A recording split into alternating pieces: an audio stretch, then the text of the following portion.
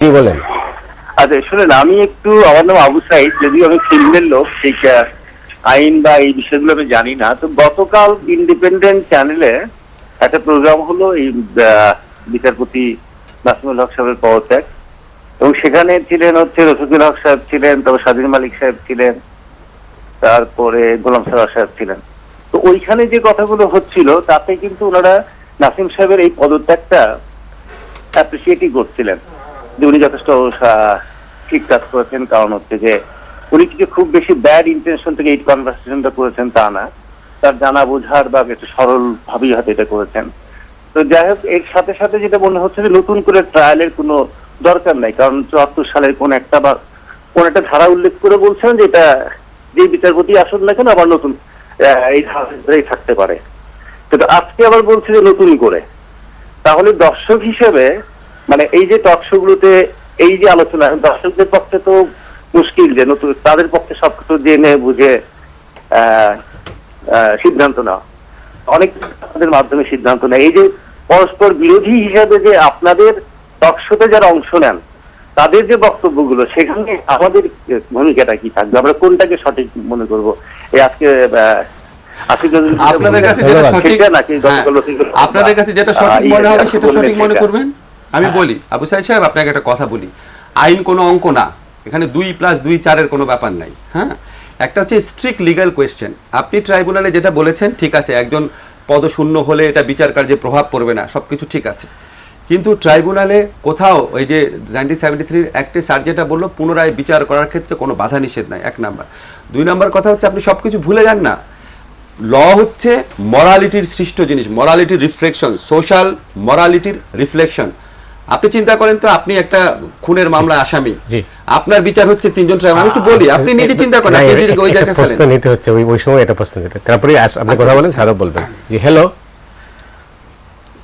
আমার নাম জয়নুল আবদিন ফারুক এমপি। আমি আপনার এই অনুষ্ঠানটা প্রায় দেখি। জি আসসালামু আলাইকুম, বলেন। জি জি, আপনার উপস্থাপনায় অনুষ্ঠানটা খুবই, আজকে 2জন ব্যক্তিত্ব সম্পন্ন লোক যে আজকে ট্রাইব্যুনালের চেয়ারম্যানের পদত্যাগ নিয়ে অনেকটা প্রশ্ন করেছেন। জনাব আকবর আলী সাহেব, উনি অত্যন্ত বিজ্ঞ ব্যক্তি, অ্যাডভাইজার ছিলেন, সচিব ছিলেন।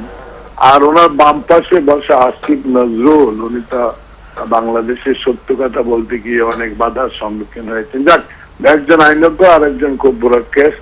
দুজনের কাছে আমার প্রশ্ন যে ইতিপূর্বে এই বিচার নিয়ে, যুদ্ধ অপরাধীদের বিচার নিয়ে সারা বাংলাদেশে, সারা পৃথিবীতে এই যে ট্রাইব্যুনাল গঠনের স্বচ্ছতা নিয়ে বিএনপি এবং বিরোধী দল পার্লামেন্ট এবং বাইরে যে এই স্বচ্ছতা নিয়ে ট্রাইব্যুনাল কথা বলেছে, সেটাই সঠিক রূপে এই পদত্যাগের কারণে সঠিক হয়েছে কিনা, বিরোধী দলের কথা সত্য হয়েছে কিনা, 2জন বিজ্ঞ ব্যক্তির কাছে আমি একটু জানতে চাই, জনগণের উদ্দেশ্যে যেন ওনারা বলেন, সঠিক তথ্যটা যেন একটু বলেন।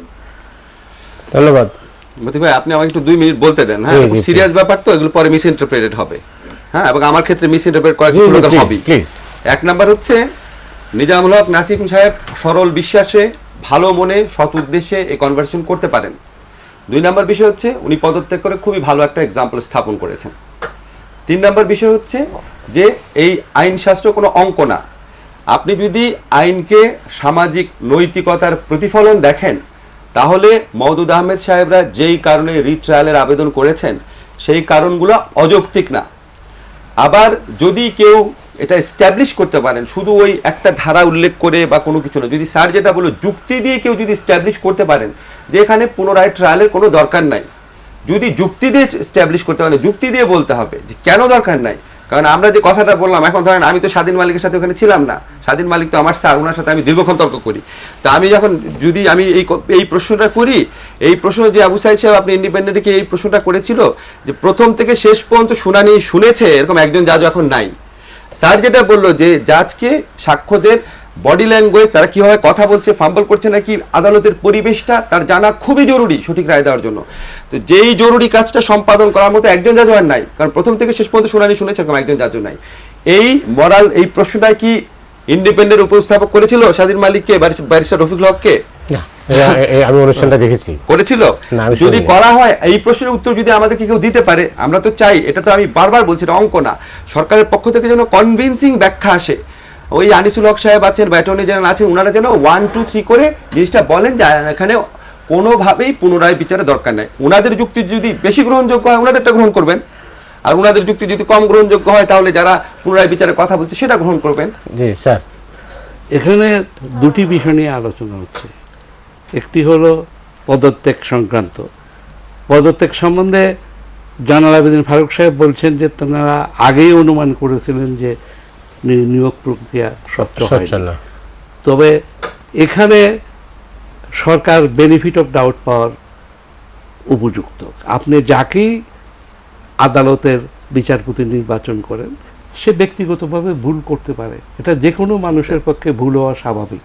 এবং এখানে মাননীয় বিচারপতি বলছেন তিনি ভুল করেছেন এবং সেই তার দায়িত্ব গ্রহণ করে তিনি পদত্যাগ করেছেন। সুতরাং সেই ক্ষেত্রে আমার বিচারকের প্রতি আমার শ্রদ্ধা বেড়ে গেছে, এ সম্বন্ধে কোনো সন্দেহ নাই। এবং সেখানে ইন্ডিপেন্ডেন্ট টেলিভিশনের প্রোগ্রাম আমি দেখি নাই, কিন্তু আমি মনে করি যে বিচারক কাজটা সঠিক করেছেন।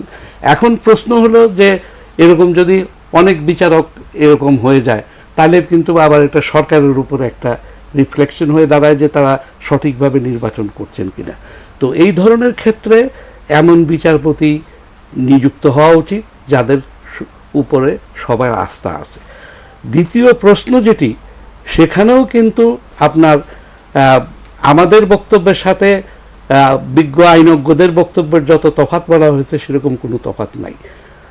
এটা যে কোনো আইনজ্ঞ বলবেন যে বিচারক পরিবর্তন হয়ে গেলে পরে সেখানে ডিনোভো ট্রায়ালের দরকার আছে, নূতন বিচারের দরকার পড়ে। কারণ সাক্ষীদের উনি যদি নিজে না দেখেন, কারণ সাক্ষীর মূল ভিত্তি হলো যে এটা ডাইরেক্ট এভিডেন্স হতে হবে, কোনো ইনডাইরেক্ট এভিডেন্স। এখন আমি যদি আরেক যাদের লেখা সাক্ষ্য প্রমাণের ভিত্তিতে রায় দিতে পারি তাহলে খবরের কাগজের প্রতিবেদনের ভিত্তিতে কেন রিপোর্ট দিতে পারবো না? এটা সাধারণত হয় না। তবে দেখা গেছে যে, এবং এটা নিয়ে আমরা 60-এর দশকে 70-এর দশকে অনেক হইচই করেছি, ম্যাজিস্ট্রেট বদলি হয়ে যেত, তার ফলে আবার ডিনোভো ট্রায়াল হলে পরে আপনার দেখা যেত যে বিচার প্রক্রিয়া অনেক বিলম্বিত হয়ে যাচ্ছে। কাজেই যারা বিচার প্রক্রিয়া বিলম্বিত হতে চান না, এবং বিশেষ করে সামরিক শাসন আমলে এই ধরনের কতগুলি আইনগত পরিবর্তন হয়েছে। এখন আমি ঠিক জানি না যে এই ক্ষেত্রে ওই সমস্ত প্রযোজ্য কিনা, কিন্তু সাধারণ নিয়ম হলো ডিনোভো ট্রায়াল। যদি আইনের মধ্যে বিধান থাকে যে বিচারক পরিবর্তন হলো হবে না, তাহলে পরে সেই ধরনের বিধান থাকতে পারে, কিন্তু সেখানেও ওই যে যেটা ফান্ডামেন্টাল জাস্টিসের পয়েন্ট অফ ভিউ থেকে সেখানে প্রশ্ন থাকবে। কারণ আপনি যারা সাক্ষী দিছে তাদেরকে না দেখে, তাদেরকে না শুনে আপনি এবং তাদের বক্তব্য আপনি লিপিবদ্ধ না করলে পরে সেখানে অনেক ফাঁক থাকার সম্ভাবনা থাকে। ধন্যবাদ স্যার, আমি একটা ছোট্ট বিরতি নিচ্ছি।